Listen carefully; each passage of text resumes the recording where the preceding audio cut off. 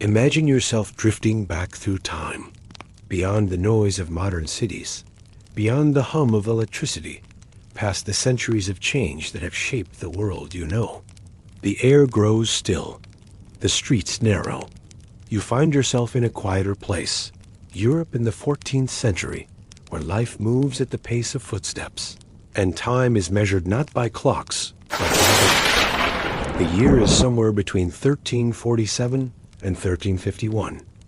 Across the fields and rivers, a slow and silent storm is spreading, one that will change everything. They will call it the Great Mortality, and later the Black Death. But tonight, you will not witness panic or chaos. Instead, you will walk gently through that vanished world, through its ordinary days, its homes, its hopes, and its stillness. This is the story of the grim calm of the plague years, a journey through lives both humble and grand, through mystery and memory, through the quiet persistence of humanity, even in its darkest hour. So, settle in. Let your breathing slow. As we begin our first chapter, imagine yourself in a small medieval town, beneath a sky heavy with clouds, where the scent of wood smoke and damp earth lingers in the air. It begins, as many things did in the Middle Ages, with a sound, the creak of a cartwheel, the echo of iron shoes on cobblestone, the steady toll of a church bell in the distance. You awaken in a narrow bed, inside a wooden house no larger than a modern kitchen. The roof above you leaks slightly when it rains, and the straw under your blanket has long since lost its spring. You stretch quietly, because the rest of your family still sleeps beside you, your spouse, 2 children, and the old grandmother, all pressed close for warmth. The air is cool and faintly sour, a mix of smoke, bread dough, and the earthy scent of damp wool. Outside, dawn is only just beginning to pale the horizon. The day will be like many others, long, heavy, and slow. You dress in clothes that have seen too many seasons.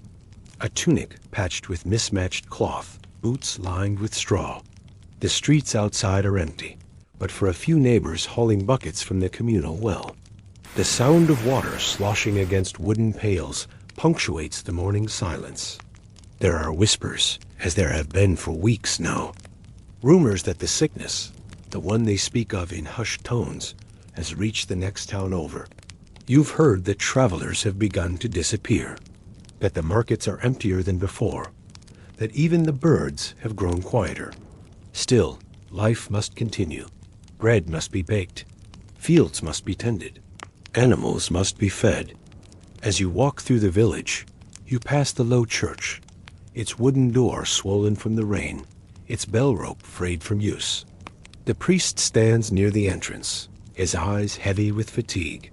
He blesses those who come near, though fewer do with each passing day.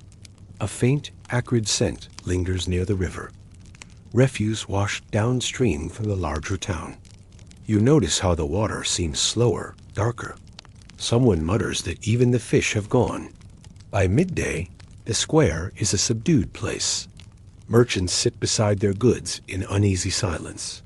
The chatter that once filled these streets has thinned to a nervous murmur.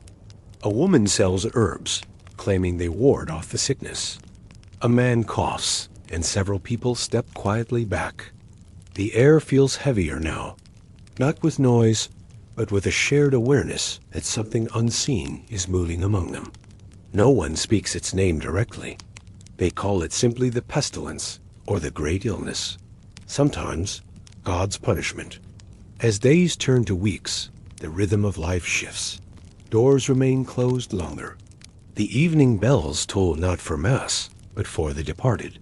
You can hear them through the night, slow, patient, relentless. Their echoes mingle with the sound of the wind through empty lanes. Imagine yourself walking those streets.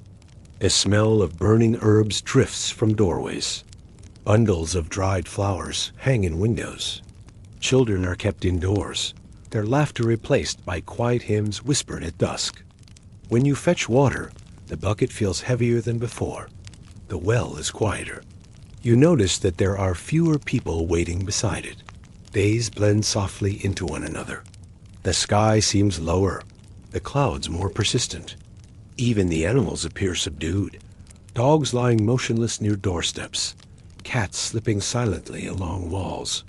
And yet, in the stillness, life persists. Bread still bakes. Candles still burn. Someone hums softly while mending a garment. A child giggles at a cat chasing a mouse. Moments of gentleness thread through the fear, as if the human spirit refuses to surrender entirely to despair. You find comfort in small things: the warmth of soup, the rough feel of wool between your fingers, the scent of hay in the evening. Each small act becomes a defiance, a quiet insistence that life continues. The weeks pass. The sickness comes closer. It arrives not with thunder or screams, but with silence. A door left unopened, a window unshuttered.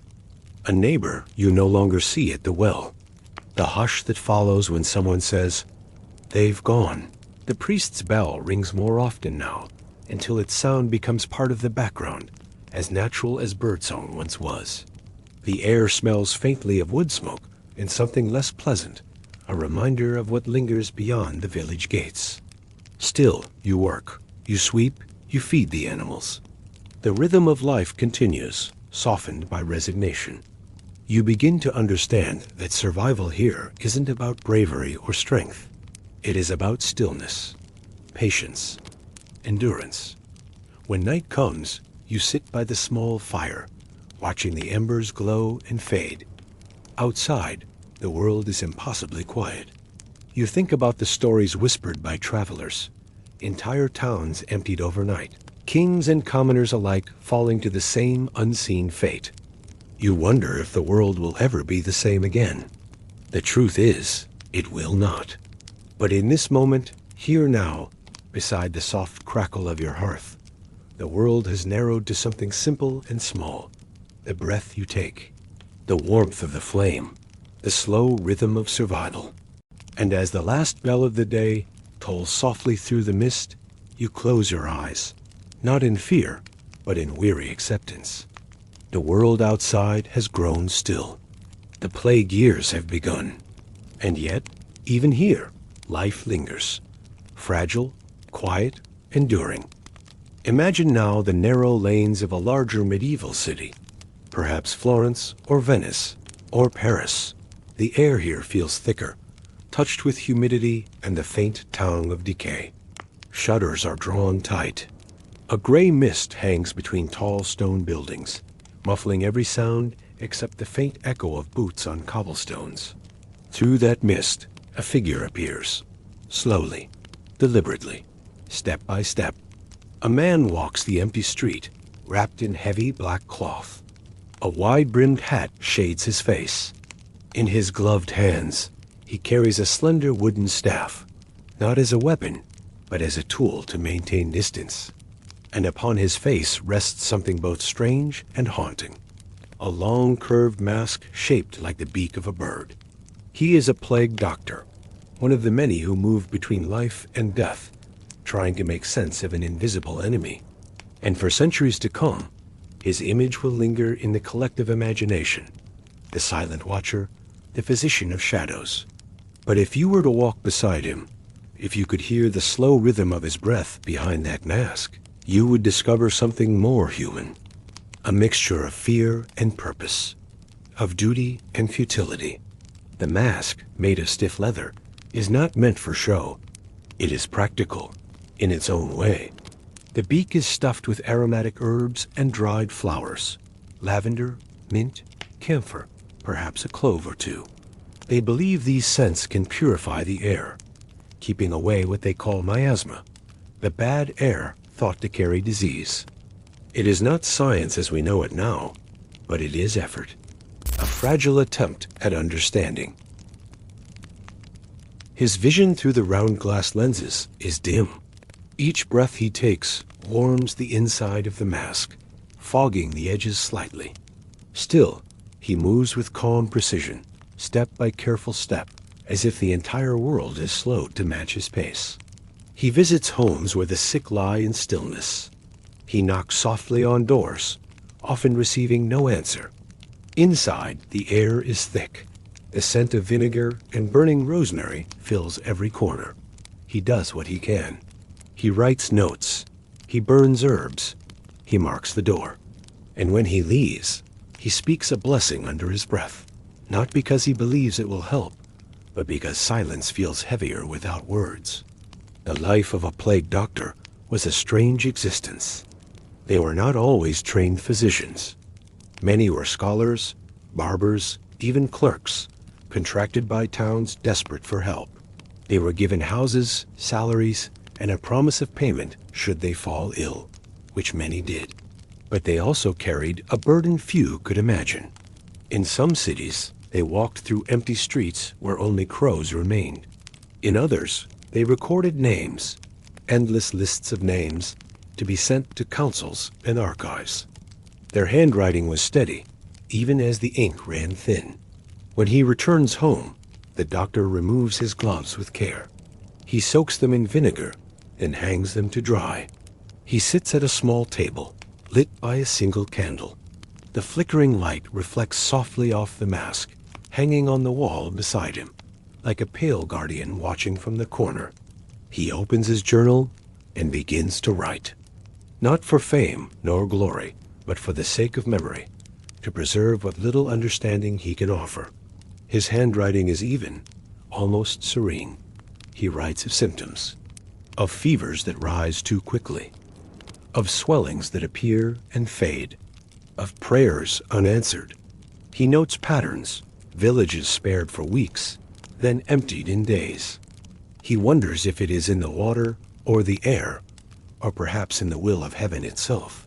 Outside, church bells toll again, their sound absorbed by the fog. The candle flickers. His ink dries slowly in the cool air. Imagine sitting in that small, dim room with him, the faint rustle of parchment, the soft scratching of a quill, the distant cry of a gull by the river. Every sound feels suspended in time. He pauses. He breathes deeply through his nose, tasting the faint traces of lavender still lingering in the air. And for a brief moment, he allows himself to feel something rare, stillness, perhaps even peace, before returning to his quiet work. Weeks pass. His notes grow longer, more reflective. He begins to write less about sickness and more about life, about the resilience of those who remain. He writes of a baker who continued to leave bread at doorsteps, of a mother who sang softly to her child, even when the streets outside were silent, of how spring came again and the trees dared to blossom despite everything. He notices that the birds have returned. He writes about their song, about how it sounds almost too alive. When he walks again through the streets, his pace is slower now, but lighter. He stops to look at the sky more often. He greets those he passes, his voice calm and deliberate. He has come to understand something simple, yet profound, that his role is not merely to treat illness, but to witness it, to bear quiet testimony to human endurance. The mask, once a symbol of fear, has become almost comforting. It allows him distance. It gives him courage. It hides the tremor in his jaw, the uncertainty in his eyes. Behind it, he becomes a figure larger than himself, a vessel of calm in a time of terror. When the plague finally begins to ebb, when the bells toll less often, and the streets slowly fill again with life, he removes the mask for what may be the last time. He holds it in his hands. The leather is cracked, the scent of herbs long faded. He studies its long curved beak and the faint scratches from years of use. He places it carefully inside a chest and closes the lid, not with relief, but with reverence. Outside, children play again. Merchants call out from their stalls. The river sparkles faintly in the sunlight. But for him, the world will always remain quieter now. He has walked through a silence most cannot imagine. He has seen the fragile balance between life and stillness, and he carries that knowledge like a shadow. Imagine for a moment, standing where he once stood, the scent of herbs in the air, the faint hum of life returning. the memory of those long, still days fading into history. The plague doctor fades into legend, his mask becoming more symbol than truth. But his real story is quieter, the story of a man who kept walking, slowly and steadily, through fear and uncertainty, in service to others. And now, as the city settles once more into the rhythm of ordinary life, we leave him behind, his candle burned low, his ink drying, his work complete. Next, we will journey into the mysteries that the centuries left buried beneath the ground as we explore the hidden evidence of these silent years. Imagine centuries passing and the plague years fading into whispers, fragments of memories sealed beneath layers of soil and stone. What remains are clues, quietly preserved in the earth, waiting for careful hands to rediscover them. In this part of our journey, we explore the lingering echoes of that invisible terror, not through the cries of the living, but through what was left behind, the architecture, the art, the bones, and the faith that endured. Archaeologists, in their quiet patience, have uncovered traces of these years across Europe, from the mass graves near London's Charterhouse to the eerie burial pits beneath Venice and Lubeck. These were not the chaotic heaps of panic one might imagine. Many were carefully arranged, layer upon layer, with bodies aligned east to west, as if still awaiting the dawn of resurrection. The plague may have stolen breath, but not reverence. When excavations unearthed these resting places, time seemed to pause. There, preserved in clay and ash, were small tokens: a wooden cross clasped between fragile fingers, a child's shoe, a rosary bead turned smooth by touch. They speak not of despair, but of endurance, of faith carried into the unknown. As the disease ebbed and returned in cycles, it changed not only how people lived, but how they imagined the world itself. Across Italy and France, artists began painting visions of death that were strangely serene, skeletal figures dancing hand in hand with nobles, peasants, and clergy alike. These murals, known as the Danse Macabre, adorned the walls of cemeteries and chapels.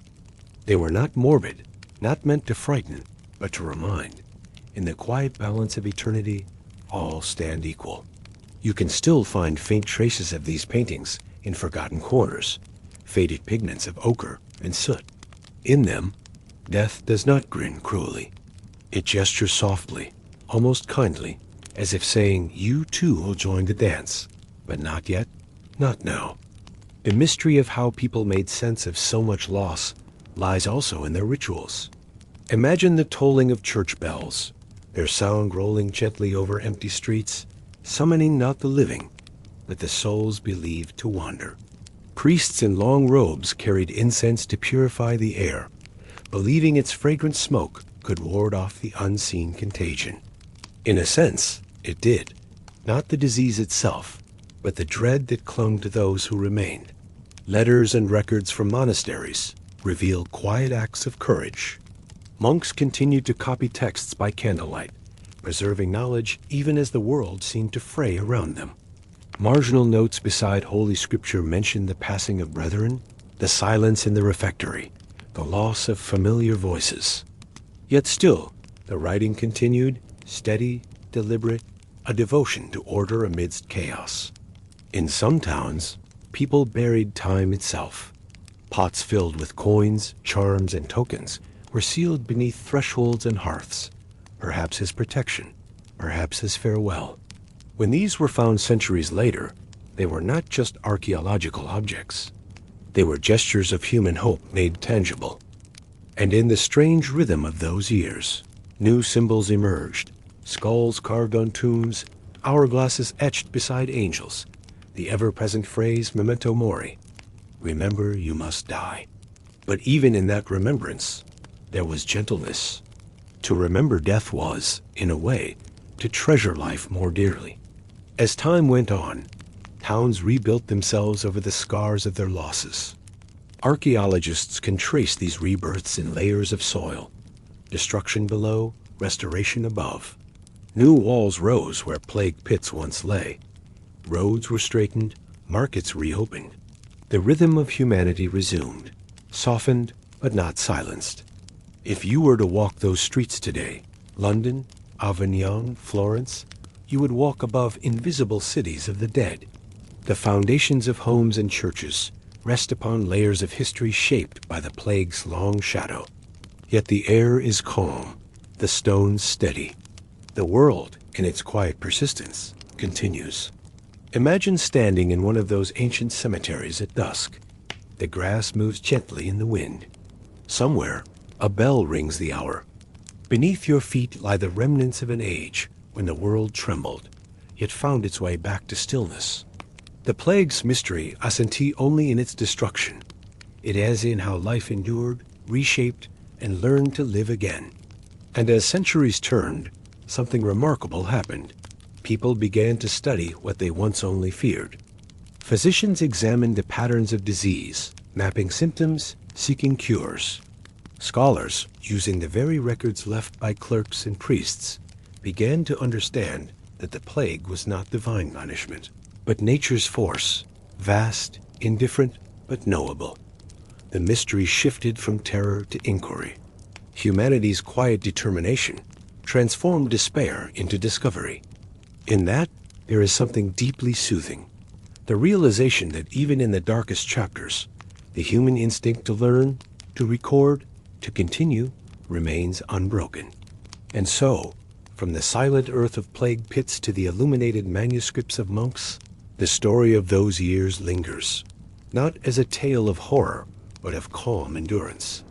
Now, let us move from the quiet world of artifacts and memory into another realm, one of contrast and reflection.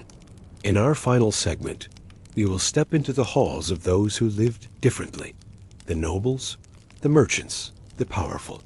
While others suffered, they faced the same invisible threat from behind heavy doors and high walls. Let us see how the plague touched not only the poor, but the powerful, and how, in the stillness of fear, all became equal. Imagine the same city, the same cold mist curling over rooftops, and the same church bells echoing through narrow streets. But this time, you are not among the cobblers, the washerwomen, or the apothecaries.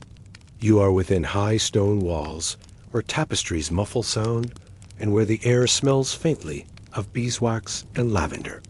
Here, the rhythm of life during the plague was slower, quieter, and yet still shadowed by the same invisible hand. For the noble families of medieval Europe, isolation became both privilege and prison. Behind their castle gates, they retreated from the contagion, believing distance could protect them. Servants were dismissed or replaced. Only a few trusted attendants remained, often sleeping in outer chambers or courtyards. Fires burned constantly, not for warmth, but to purify the air. And herbs, rosemary, sage, and rue, were hung in doorways, their fragrances meant to repel illness. Imagine a countess in Florence, seated at a carved wooden desk, writing to a distant friend. Her script trembles as she describes the stillness beyond her windows, the city's usual song of carts and vendors now replaced by silence. In the courtyard below, fountains run without an audience. The roses bloom, but no one tends them. Even beauty feels abandoned. For those who had wealth, time became a burden. Days were filled with ritual, reading, embroidery, prayer. Some turned to the comfort of stories. Boccaccio's Decameron, written during these very years, tells of 10 young nobles who fled to a villa outside Florence to escape the plague. Each day they shared tales, some light, some sorrowful, to fill the long hours and distract from the fear outside their walls. It is easy to imagine them, seated beneath cypress trees, the air heavy with the scent of summer, telling stories as twilight approached. Their laughter, restrained but genuine, must have sounded fragile, a small defiance against the encroaching dark. Beyond Italy, in the courts of France and England, kings and queens moved restlessly from one estate to another, convinced that mobility meant safety. In London, records show King Edward III fleeing the capital during outbreaks. taking his entire household to the countryside. Courtiers followed, trailing wagons of silver plate, tapestries, and fine linens, the comforts of stability carried into uncertainty. Yet even there, in gilded halls far from the cries of the sick, the fear remained.